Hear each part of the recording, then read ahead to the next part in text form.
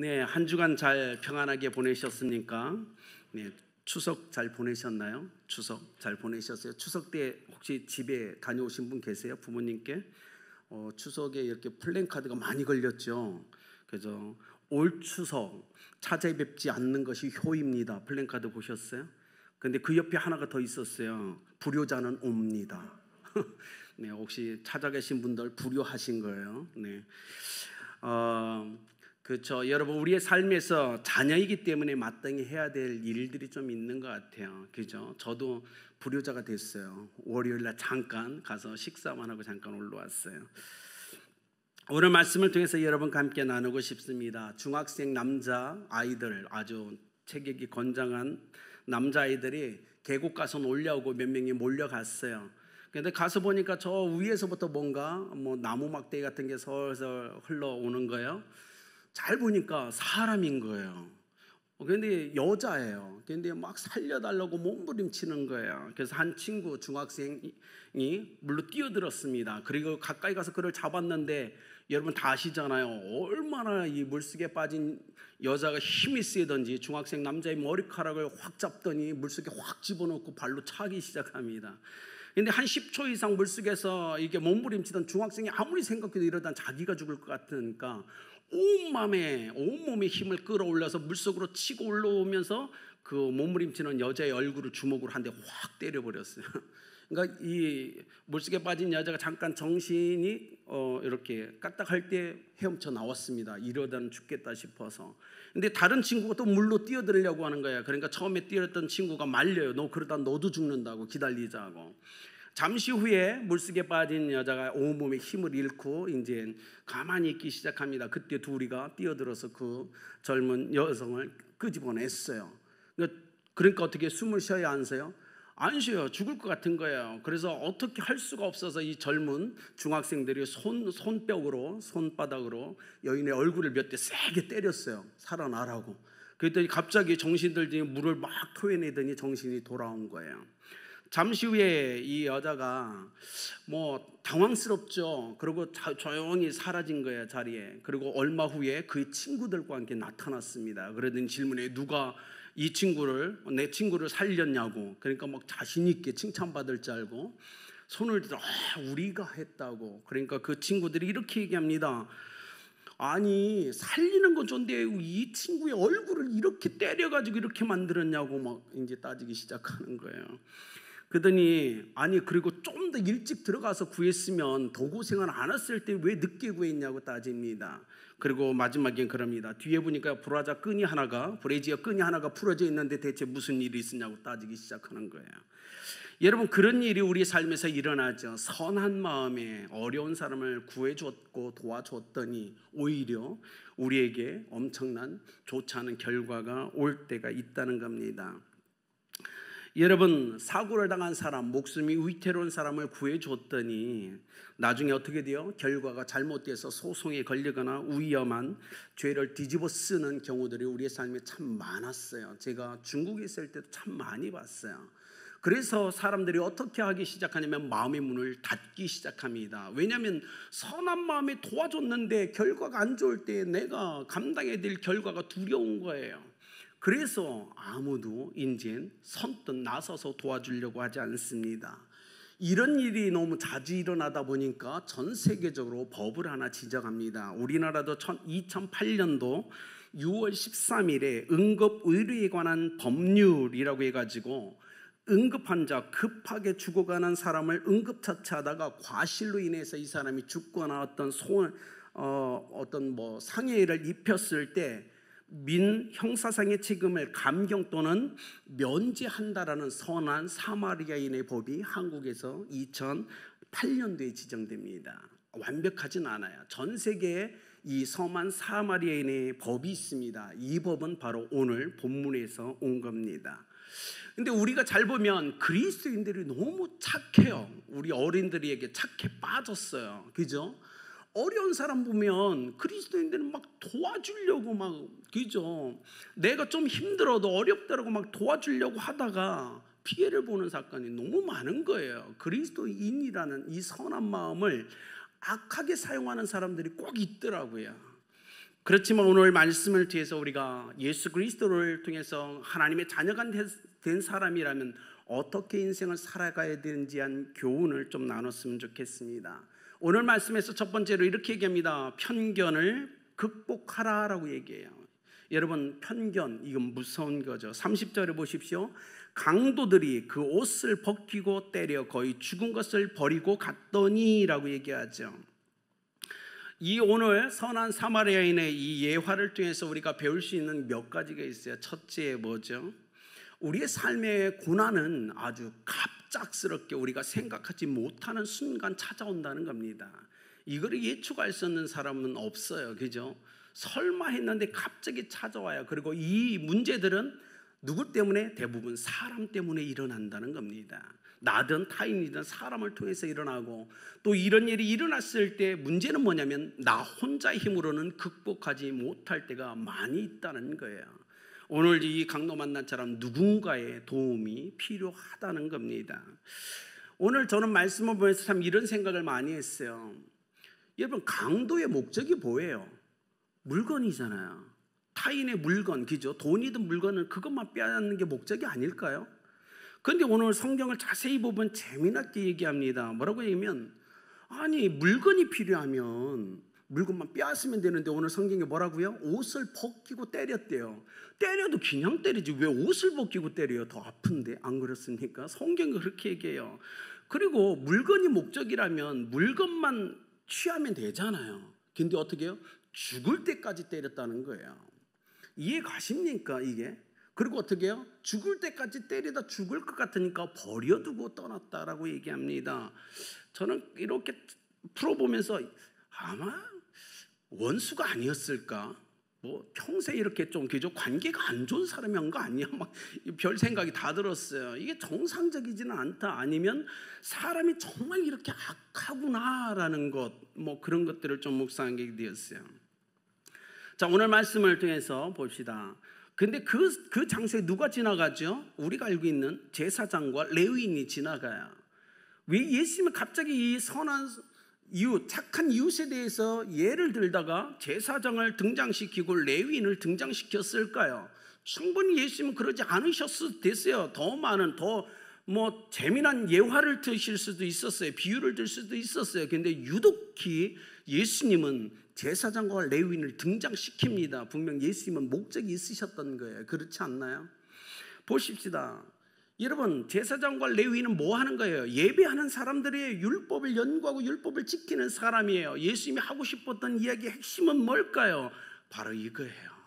우리가 하는 어떤 제사나 율법으로도 사람을 살릴 수는 없다라고 얘기하는 겁니다.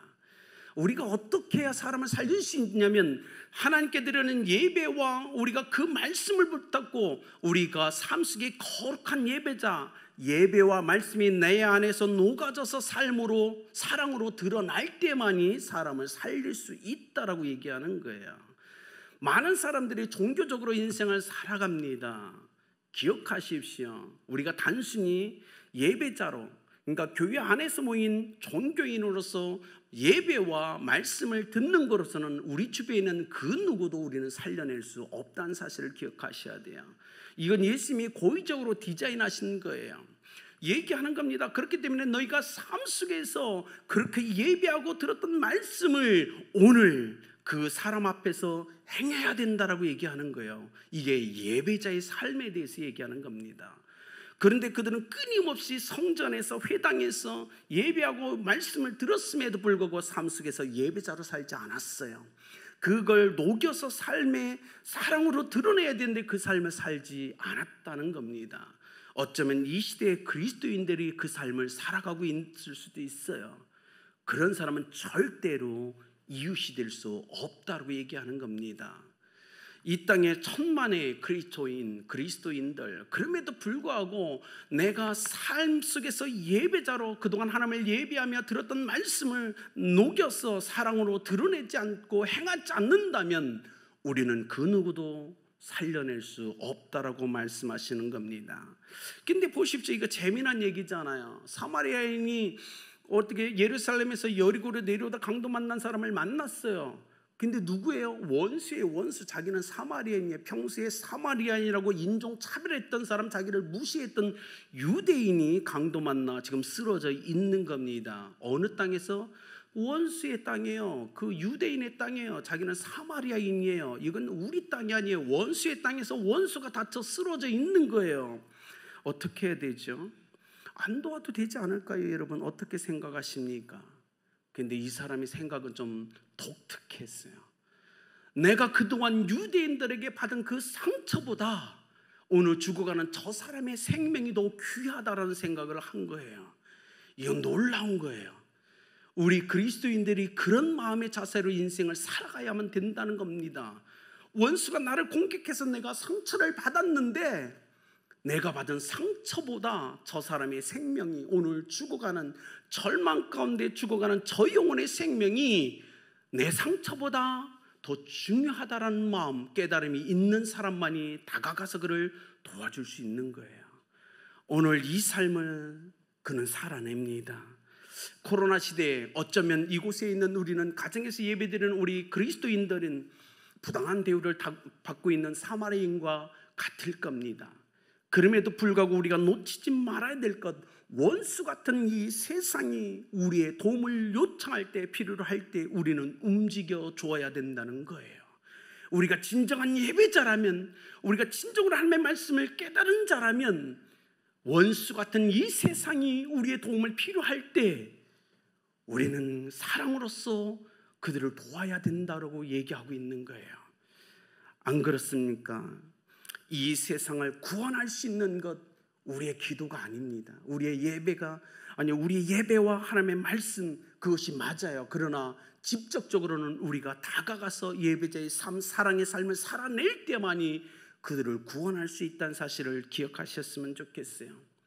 여러분, 성전 미문에서 구걸하던 안진뱅이를 주목하여 보았던 베드로와 요한처럼, 그리고 그를 일으켜 세워졌던 그들의 믿음처럼, 그리고 오늘 길을 가다가 강도 만나 죽어가는 영혼을 바라보며 그의 걸음을 멈추고 그를 일으켜 세워 그를 살려냈던 사마리아인처럼, 진정한 그리스도인은 이 땅에 쓰러져 있는 사람들을 일으켜 세우는 삶을 살아내야 됩니다. 오늘 주님이 그 얘기를 하고 있는 거예요. 단순히 우리끼리 모여서 예배 안 하며 말씀을 듣는 여기에서 멈추면 안 된다고 얘기하는 거예요. 그 삶이 삶에서 녹아져서 사랑으로 드러날 때, 사랑의 행위로 나타날 때만이 우리는 이 세상을 구원할 수 있다라고 얘기하고 있는 겁니다. 편견을 극복하시는 여러분들 예수 그리스도의 이름을 축복합니다. 두 번째 이렇게 얘기하죠. 선한 마음의 소유자가 되라라고 얘기하시는 거예요. 선한 마음의 소유자. 여러분 31절에 한 단어가 나옵니다. 마침이라는 단어예요. 그렇죠? 왜 예수님은 마침이라는 이 단어를 그렇게 강조하고 싶으셨을까요? 마침은 때예요. 시간이에요. 하나님이 때를 정하셨어요. 그리고 제사장과 레위인을 그 강도 만난 자의 앞을 지나가게 하십니다. 무슨 때일까요? 하나님이 그들에게 그동안 하나님을 예비하며 말씀을 배웠던 것들을 실천할 수 있는 기회를 위한 그 때를 만들어 놓으신 거예요. 우리 인생에서 이런 하나님이 준비한 때가 있습니다. 그런데 어떻게 하죠? 제사장과 레위는 마침이라는 그때에 하나님이 우리를 통하여 예배자의 삶을 드러낼 수 있도록 주신 그 기회를 어떻게 하죠? 놓쳐버린다는 거예요. 사랑하는 여러분, 이건 너무나 중요한 거예요. 순종할 수 있는 그 때를 놓쳐버립니다. 33절 그리고 이렇게 얘기합니다. 거기 이르러, 선한 사마리아의 길을 가다 거기 이르러. 주님은 그 장소를 지금 집중하고 계신 거예요. 왜 거기 이르러라는 걸 강조하셨을까요? 거기는 강도가 지금 어떤 사람을 실컷 때려서 죽게 만든 장소예요. 거기는 절망이 가득하고 죽음이 몰려오는 그 장소예요. 주님은 그리스도인이라면 바로 그 죽음의 장소, 그 죽어가는 세상 가운데서 영혼을 돌봐야 된다고 우리에게 얘기하고 있는 거예요. 여러분, 우리의 그리스도 안에서 우리가 받는 하나님의 사랑만이, 그리스도의 사랑만이 이 땅을 치유할 수 있음을 믿으시길 바랍니다. 그렇다면 절망이 있고 죽어가는 강도 만나서 오늘 생명이 불씨가 꺼져가는 그 영혼들 가운데 우리는 있어야 됩니다. 그리고 그들을 일으켜내야 되죠. 마태복음 25장 40절 너희가 여기 내 형제 중에 지극히 작은 자 하나에게 한 것이 곧 내게 한 것이니라 라고 지금 말씀하고 계세요. 제사장과 레위인 그들은 철저하게 일 중심의 사람이었어요. 근데 사마리아인은 달랐어요. 그는 일이 중요했지만 일보다 더 중요한 가치를 놓고 있던 건 사람 중심이었어요. 관계 중심이었어요. 여러분 어떤 삶을 살기를 원하십니까? 여러분 일 중심의 사람은 사람들을 집중하는 걸 잘 못해요. 놓쳐버리죠. 그러나 하나님을 잘 보십시오. 하나님은 철저하게 사람 중심이고 관계 중심이세요. 그걸 벗어나지 않으세요. 그것 때문에 많은 일들을 행하시는 거예요. 우리가 하나님을 통해서 그것을 바라봐야 됩니다. 여러분 이걸 보십시오. 우리가 이렇게 질문하면 어떨까요? 강도 만난 자를 도왔기 때문에 선한 사람이 됐을까요? 착한 이웃이 된 걸까요? 예, 그럴 수 있습니다. 그러나 근본적으로는 아니에요. 근본적으로 오늘 이 선한 사마리아인이 좋은 이웃이 될 수 있었던 건 그 마음 자체가 선했기 때문이에요. 선한 마음이 없었다면 자기 동족조차도 돌보지 않는 강도 만난 사람을 왜 돌봐야 돼요? 이유가 하나도 없잖아요. 그리고 위대한 본인이 이웃이라고 생각했던 제사장과 레위도 안 도운 유대인인데 왜 이방인인 내가 도와야 되죠? 이것은 마음이 선했기 때문에 그렇다는 걸 우리는 기억해야 됩니다. 여러분 예수님이 왜 이 땅에 오셨어요? 그 마음이 선했기 때문 아닐까요? 예수님이 왜 우리 때문에 십자가에 못 박혀 죽으셔야 됐죠? 예, 선했기 때문에요. 원수의 땅에서 원수가 죽어가는데 예수님은 원수의 땅인 이 땅에 오셨잖아요. 그리고 죄 때문에 원수된 우리를 위해 십자가에 죽으셨지 않습니까? 오늘 주님이 그 얘기를 우리 가운데 풀어내고 계십니다. 원수의 땅에서 죽어간 그 원수를 향하여 손을 내밀 수 있는 용기, 그것이 우리에게 있어야 된다고 주님은 얘기하고 있는 거예요. 여러분 보십시오. 저희가 9월 19일 날 장로님들하고 속초에 장로회 수련회를 다녀왔어요. 장로 수련회 아시죠? 여러분 모르시나요? 네, 광고를 잘 안 했어요. 근데 그때 저희들이 모여서 저녁 늦게 여러 가지를 나누는데 우리 오병 장로님께서 아주 멋진 말을 하나 하셨어요. 그게 뭐냐면 자녀들에게 배우자를 찾는 조건에 대해서 얘기하셨어요. 그러면서 믿음이 좀 이렇게 좀 현찮고 부족하더라도 그게 괜찮다. 믿음은 뭐 키우면 되니까, 성장하면 되니까. 근데 인격이, 마음이 이 왜곡되거나 잘못된 사람들 있잖아요. 그 사람들은 안 된다, 만나면 안 된다라고 가르쳤대요. 저는 그 얘기 들으면서 정말 맞다라는 생각이, 사람은 안 변합니다. 안 그렇나요? 믿음이 연약한 건요, 계속 기도하고 예배드리고 잘고 복음을 전하면 성장해요. 근데 놀라운 건 성격과 인격은 잘 안 바뀌더라고요. 그리스도 안에서요 똑같이 해요. 안 그렇습니까? 여러분 기억하셔야 돼요. 선한 마음의 소유자가 되는 것, 그것이 더 중요하다는 사실을 기억하셔야 돼요. 우리의 자녀들이 선한 마음의 소유자가 되어 인생을 살아갈 수 있도록 격려하십시오. 그렇다면 주께서 그를 통하여 마음껏 오늘 선한 사마리아인처럼 마음껏 역사할 수 있으실 겁니다. 세 번째로 이렇게 얘기합니다. 자비를 베푸는 사람이 되어야 한다고 우리에게 말씀합니다. 34절, 가까이 가서 기름과 포도주를 그 상처에 붓고 싸매고 자기 짐승에 태워 주막으로 데리고 가서 돌봐주고. 가까이 가서요 많은 일들을 합니다. 그리고 돌봐줍니다. 오늘요 어떤 율법 교사가 예수님께 질문하는 거예요. 예수님, 누가 선한 이웃입니까? 라고 질문하고 있는 거예요. 그래서 오늘 주님이 이렇게 얘기합니다. 자비를 베푼 자다라고 얘기하고 있는 거예요. 여러분, 자비를 베풀기 위해서 사마리아인처럼 우리는 다가가야 됩니다. 그리고 우리의 것을 내어놓아야 돼요. 돌봐줘야 된다고 얘기하는 겁니다. 평소에 유대인은 이렇게 생각했을 거예요. 저 위대한 목사님이, 저 제사장이 나의 이웃이야 라고 생각했을 거예요. 평소에 저 성경을 정확하게 읽는 교사들이, 저 레위인이 우리의 이웃이야 라고 생각했을 거예요. 근데 아니에요. 주님이 뭐라고 얘기하는지 오늘 우린 다 알고 있잖아요. 사회적 거리가 이웃을 결정하지 않습니다. 마음의 거리가 이웃을 결정한다고 얘기하는 거예요. 옆집 사는 사람이 이웃인가요? 정말 좋은 이웃 맞아요? 같은 아파트 단지에 사는 게 이웃입니까? 아닙니다. 주님은 그렇게 접근하지 않으셨어요. 마음의 거리예요. 마음의 거리를 좁힐 수 있는 사람이 이웃이라고 얘기하는 거예요. 오늘 선한 사마리아는 그 삶을 우리 가운데 드러내잖아요. 안 그렇습니까? 사랑하는 여러분, 기억하셔야 돼요. 선한 이웃, 진정한 이웃이 되기 위해서는 가까이 다가가서 돌봐 줄 수 있는 사람. 생각해 보세요.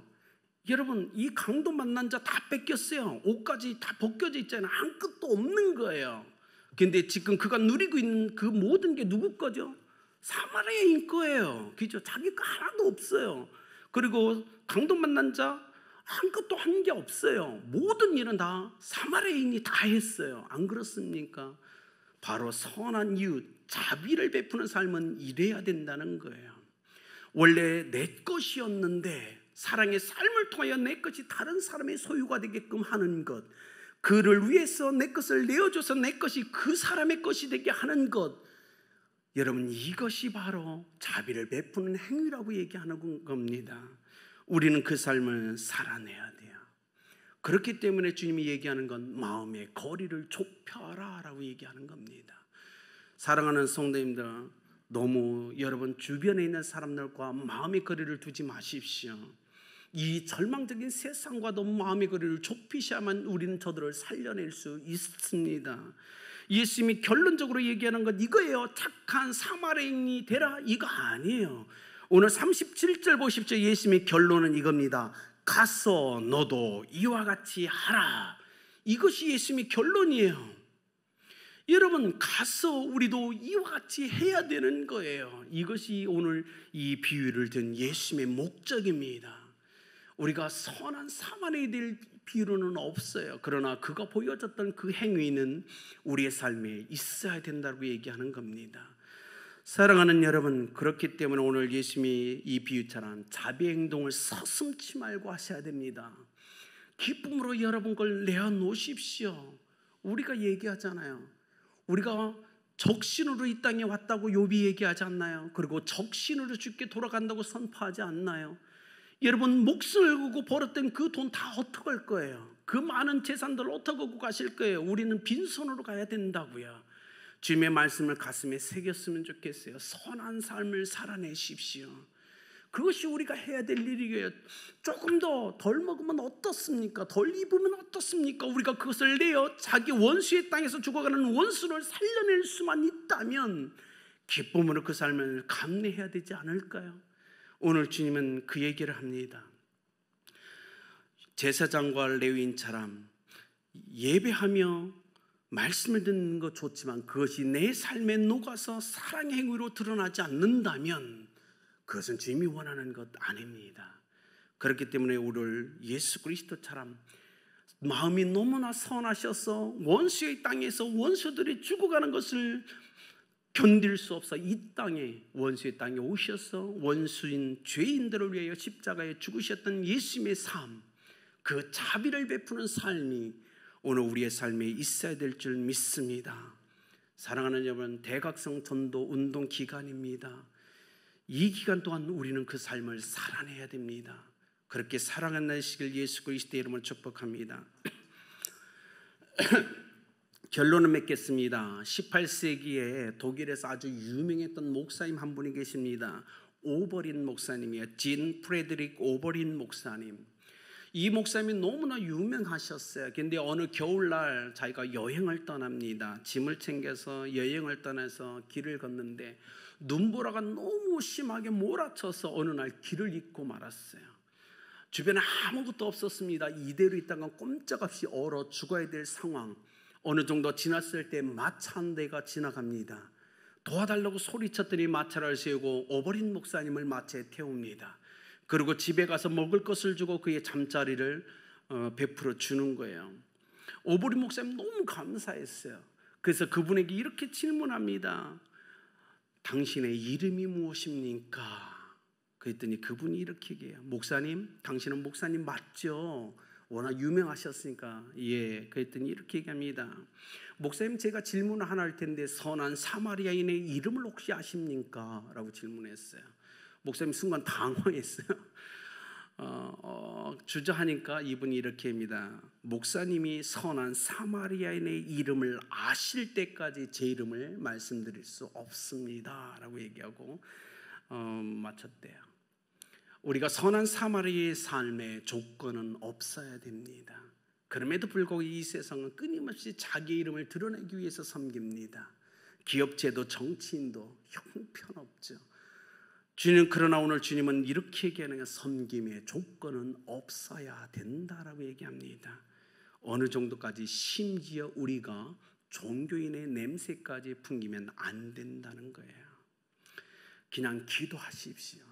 그리고 선한 사마리아인처럼 선한 삶에 힘쓰십시오. 아무 조건 없이 여러분의 이름을 이야기하지 않으셔도 됩니다. 순수한 섬김은 사람들의 마음을 변화시킵니다. 그들이 질문할 거예요. 그들이 그리고 여러분의 삶을 보고 주님께 돌아올 겁니다. 그렇기 때문에 대각성 전도 운동 중에 사랑하는 성도님들, 아무 조건 없이 섬겨주십시오. 길거리에 야채를 파는 할머니들의 야채도 한 번은 사주십시오. 도움이 필요한 자들에게 손을 붙잡아 주시고 일으켜 주십시오. 그리하여 삶 속에 예배자의 삶이 사랑으로 드러날 수 있도록 여러분 헌신해 주시길 예수 그리스도의 이름으로 축복합니다.